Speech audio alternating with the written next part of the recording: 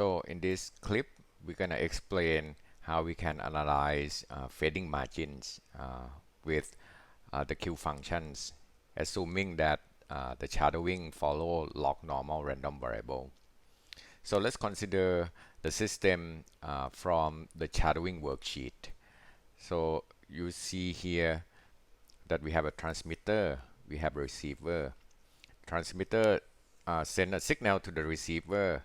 The distance between Tx and Rx is d, which is 1 kilometer.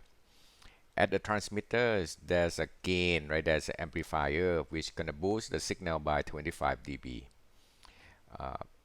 Carrier frequency is 1.8 gigahertz, and at the receiver, there's a gain, right, from receive antennas of 10 dB.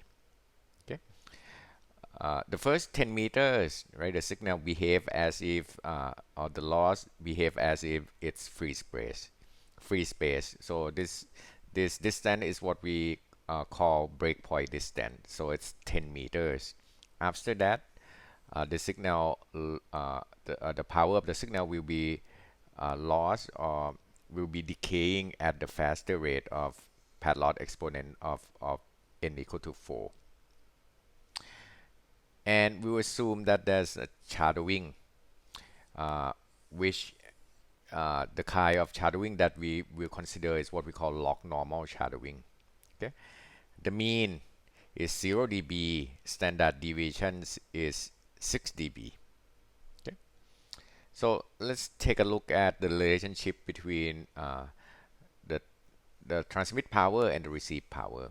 So from this equations, you see that the receive power is equal to the transmit power, and we taken into account the path loss and all the gains and losses, and you see that for this particular example, there's no loss that happened at the transmitter, or there's no feeder loss or the loss from the equipment at the receiver. So that's going to be 0 dB.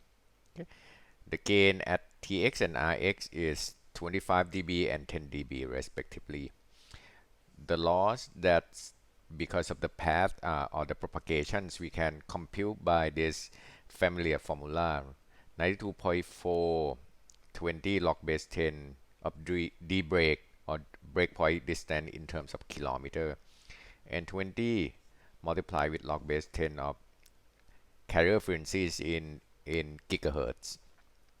So that's the first part of the loss, or the free space loss. After that, it's gonna be bigger, right, at the bigger rate. So it's 10 multiplied with n. In this example is n equal to 4 log base 10 of d divided by d break. Okay, and if there's shadowing, then which follow this log normal distribution, then the x is random variable whose distribution is Gaussian with mean 0, and variance is 6 square. Okay, the variance is 6 square, which is, this is sigma square. Okay, sigma is equal to 6 dB. Okay, so if you only look at deterministic loss, then we can compute, right, PR is equal to PT. Here we're doing everything in terms of log scale, minus 102.5 dB plus this random variable. Okay, so if there's no shadowing, so the x is equal to 0, and we say, okay, transmit power is 60 dBm, then we can plug that in the equation above, and we see that we can solve for the receive power, which is equal to minus 42.5055 dBm. Now let's just assume that this 60 dB is just enough for the transmitter to send the signal to the receiver, and the receiver can detect and decode the signal. So let's assume that this minus 42.5055, right, this is a threshold.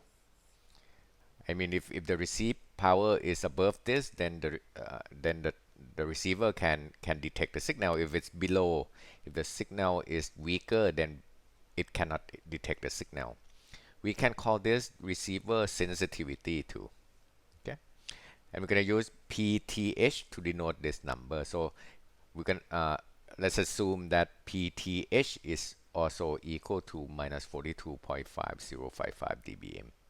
Okay, so everything is good if there's no log normal shadowing, right? If x is equal to 0, but since with shadowing, right, x might be positive, sometimes it might be negative, right? If it's negative, then that's going to be bad because then the receive power will be smaller than the threshold, and that's going to be presents a problem.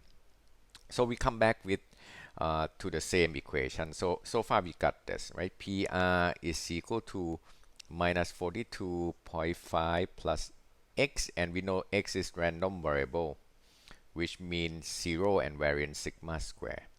Minus 42, this is a constant or deterministic number. Now, if you look at the variable that we are interested in, which is the received power, you see that it's not a fixed number anymore. It's not 42.5 dBm anymore because there's an x, which is random variable. So PR is also random variable. Now you know that x is Gaussian, right? When you have Gaussian with zero mean and you add a fixed number or you subtract a fixed number from that Gaussian random variable, what it does is it changed the mean. So instead of mean 0, the means become this minus 42.5055 dBm. Okay, so we're gonna say the received power now is random variable. It's Gaussian with mean minus 42.5055. So we're gonna denote this number as the average, right, or the mean of the received power. So PR bar denote this its mean value. Standard deviation or the variance stay the same, okay, because we just add a fixed number, so the mean shift, but the variance, right, it's the same. Okay, now this is gonna present a problem because if it's fixed threshold, right, or receiver sensitivity at the same as the average received power, that's gonna be a problem. Why it's the problem? Let's continue, right? So if we want to find the percentage of time that, okay, again we want the received power to be bigger than the receiver sensitivity or this threshold value, right? We want this because then the receiver will work. If this is not the case, right, then the receiver will not work. Okay, so we want to find the probability, right? Why is it probability? Because PR it's not a deterministic number, it's random variable. We want the received power to be bigger than some fixed number, right? So it's the threshold. We want to know what is the chance of that. Okay, now remember PR, this is Gaussian, but the mean is not 0, right? So right here, the mean is equal to PR bar, right? The variance is sigma square. So we're gonna relate this in terms of Q function because then we can use Q function to find area under the curve of PDF Gaussian, and we can determine this probability. So the first thing is I'm gonna make it into standard Gaussians, right? So first I take this Gaussian random variable and I subtract the means from it, its mean, right, which is PR bar. So I have to do it on both sides, so it stay the same greater than sign. Okay, and then I'm gonna divide both sides by standard deviation, which is a positive number, so the greater than sign stay the same. Now if you look at this term right on the left hand side, now this is Gaussian, but the mean has been shifted to 0 and the variance has been scaled to 1. So this is standard Gaussian now.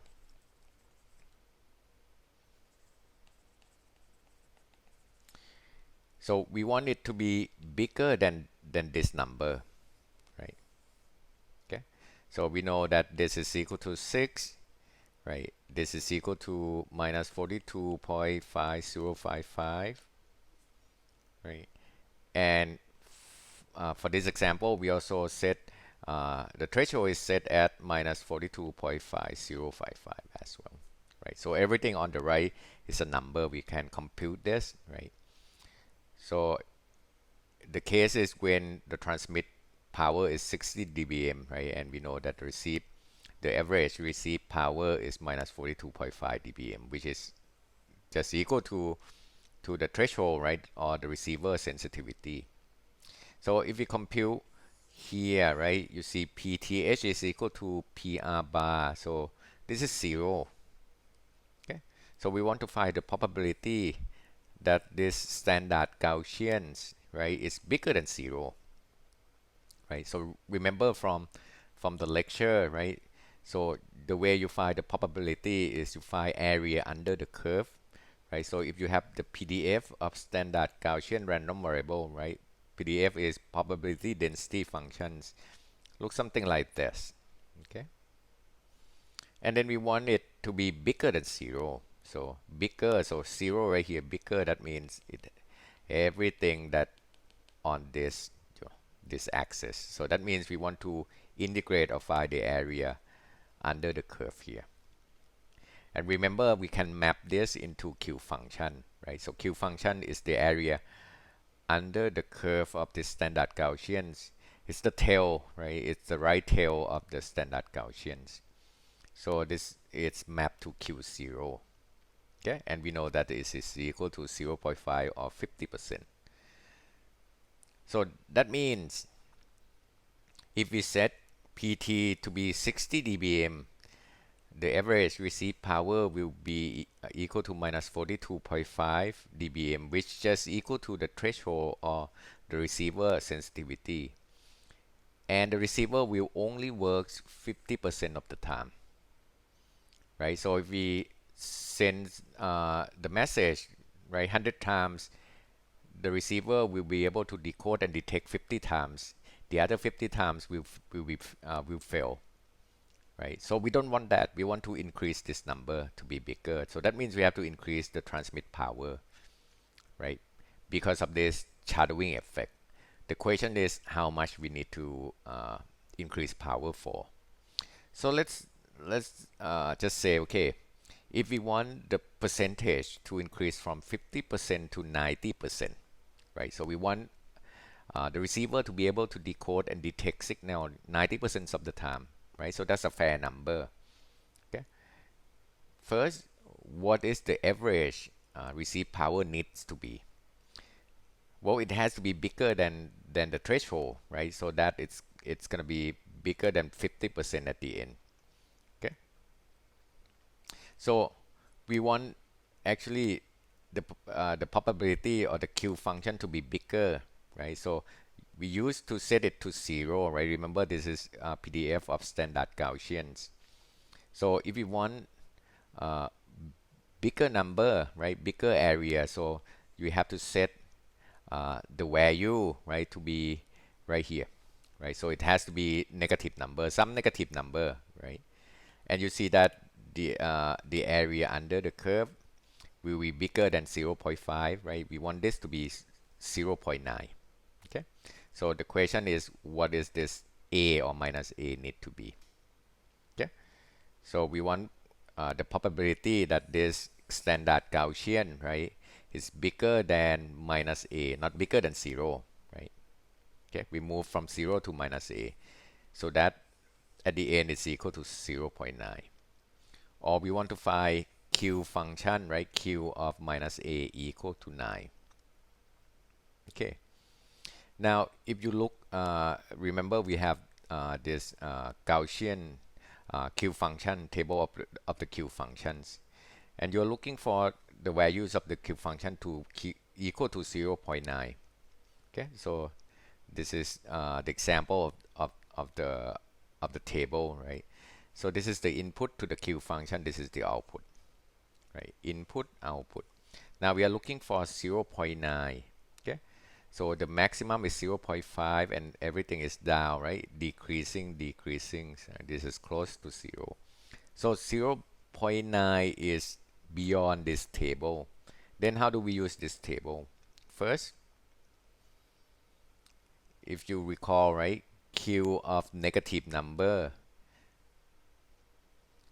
right, can be converted into Q of positive number like this, right? Q of minus A is equal to minus 1 minus QA, right? We want this to be equal to 0.9. So we can solve for QA, right? We want Q of A is equal to 0.1. Now we will be able to use this table. We want the output of the Q function to equal to 0.1. So we are looking at these two columns, right? 0.1, okay, this is 0.11, is a little bit above than 0.1. 0.096, right? So that is, it's a little bit below, right? So the input has to be between these two, right? So it's approximately 1.25.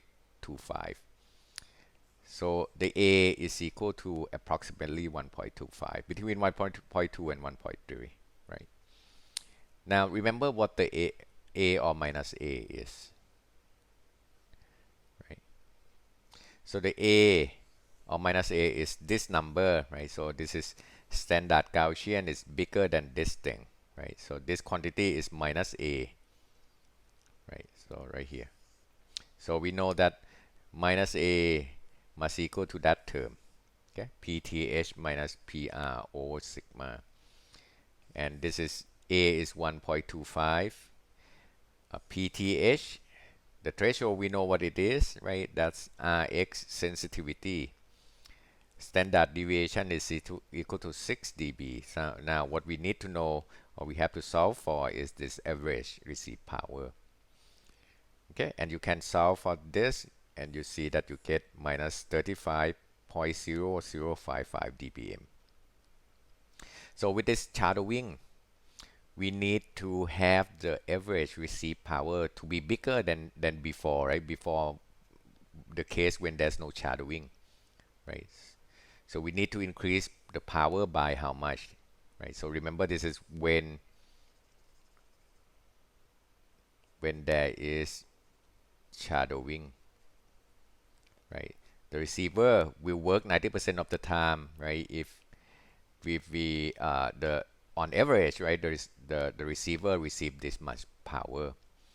This is when there's no shadowing, right?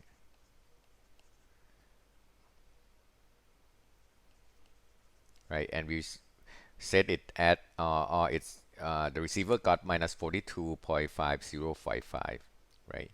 And it used to be enough, but with shadowing, this is not enough, right? So the difference, you just take you just subtract the two, you get 7.5 dB, right? So the receive power need to increase by 7.5 dB. How do you get the receive power to increase by 7.5 dB? Basically, you just increase the transmit power. Transmit power must be increased from 60 dBm to 67.5 dBm. Okay, and the difference here, right? When there's shadowing and no shadowing, this is what we term as fading margin, right? So it's margin that we need to take care of when there's this shadowing, and it can increase the path loss, right? The loss because of the propagations.